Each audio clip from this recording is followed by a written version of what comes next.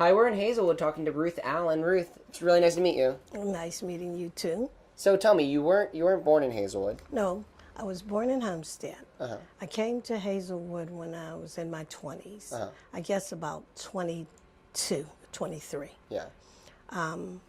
We came to Hazelwood because we wanted to buy a house.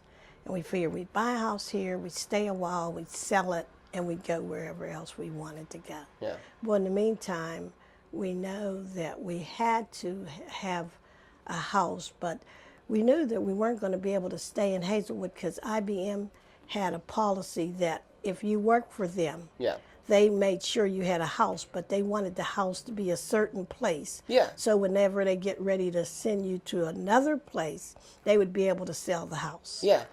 And Hazelwood wasn't one of the places. Yeah, and your husband was one of the first. Yeah, my husband and Philip Kemp and Herky Jones was the first three black fellas that worked for IBM Right. downtown. Mm-hmm. And we had 4 children. Right. They went to Allardyce. My girls played basketball.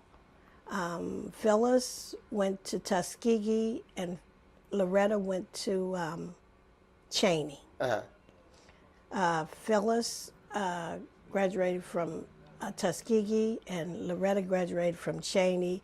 From Cheney, she went to Villanova. From Villanova, she went to Indiana. She got her master's from Indiana, and she started working on her doctor's at the University of Pittsburgh.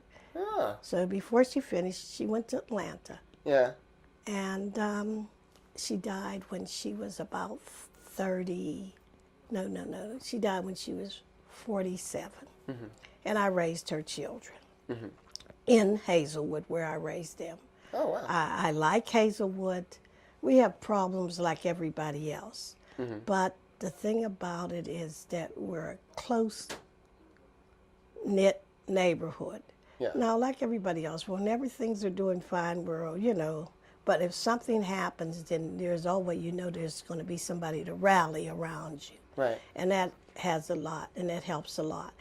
Now, I don't know what I really want to say. Yeah.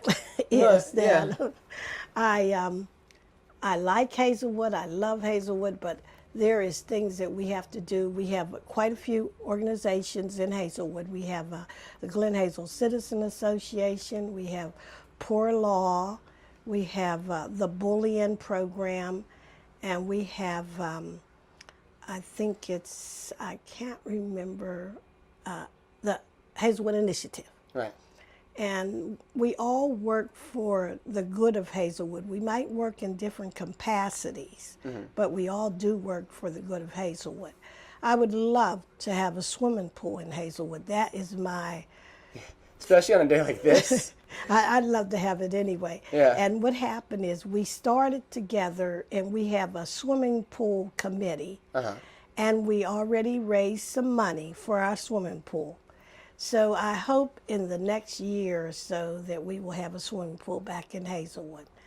The children, the only thing I don't like is the children has to go out of Hazelwood to go to school. There's no school in Hazelwood. Is Allardyce still the school that the kids go to, or?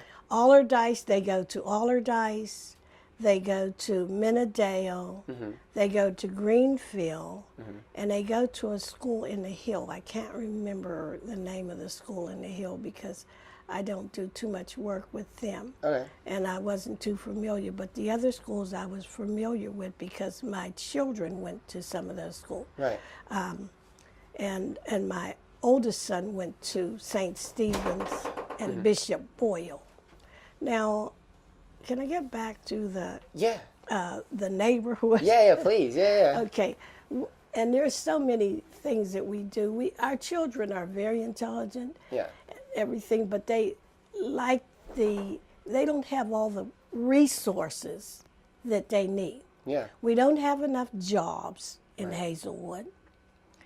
And that's one of the things that we would appreciate and help, and we know that we have to have our children ready.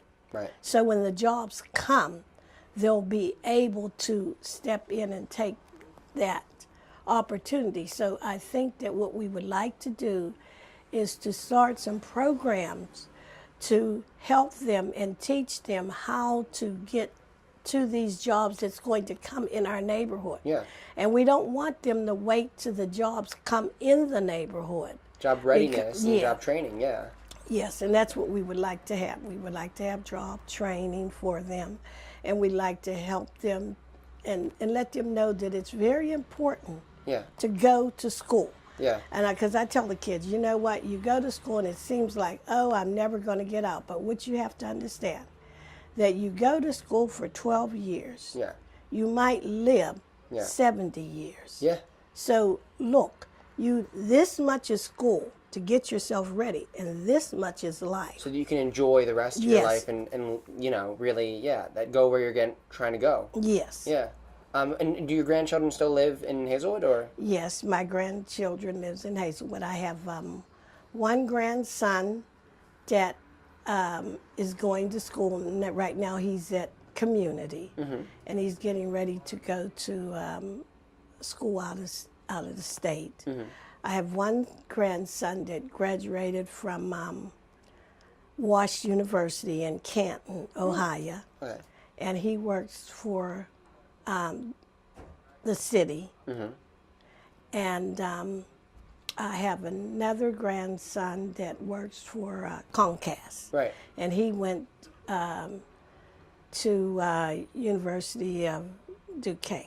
Oh, wow. Right. So, but that's fine for my grandkids. Yeah. But whenever I look, it's not about my grandkids. It's about the children in this community. Because they eventually become what is the community. Yes. Yeah. And if they have good jobs and everything, then they're able to come back here and they can do more. They can fix up the houses and we can have a neighborhood. A place to live. Yes. Yeah.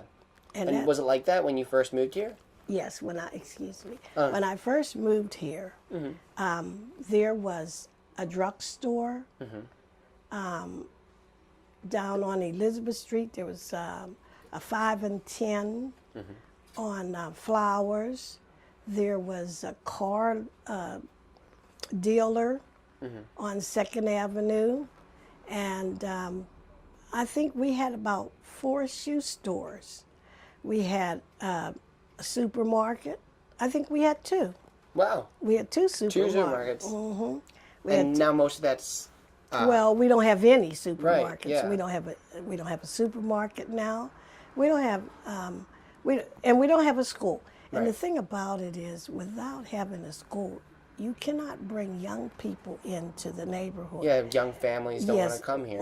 Because there's no school. Right. And to build a community, you must have young people. Yeah. And grocery stores probably don't want to come that much because young people buy more food. Right. So those are important things.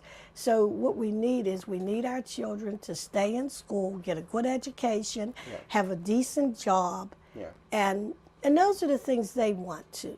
Yeah. I mean, not that we don't have, and we do have a lot of shootings sometimes, but we don't have as much as we used to. But the thing about it is that I feel like sometime when you feel that there is nothing that you can do to make your situation any better, you do things that you ordinarily wouldn't do. Yeah. And that's what happens when people don't have the other opportunities. They have to, they have to resort to other things. Yes. Yeah. Well, I mean, hopefully, eventually, Hazelwood will become what it once was, and those things will come in time. And I'm really glad that you took the time to meet with me and to talk about your hopes for Hazelwood. Yeah, and that's my hopes for Hazelwood. Can I tell you what it is? Sure, yeah, briefly, yeah. My hopes for Hazelwood is to have a community that you can go and shop in without going downtown if you don't want to. A school that I can send my children, my grandchildren, and my great-grandchildren to. A swimming pool that they can walk up the street.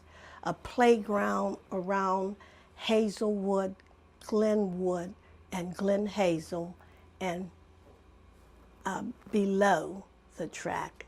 I don't know the name of that little area down there, but all of us need these things. Yeah.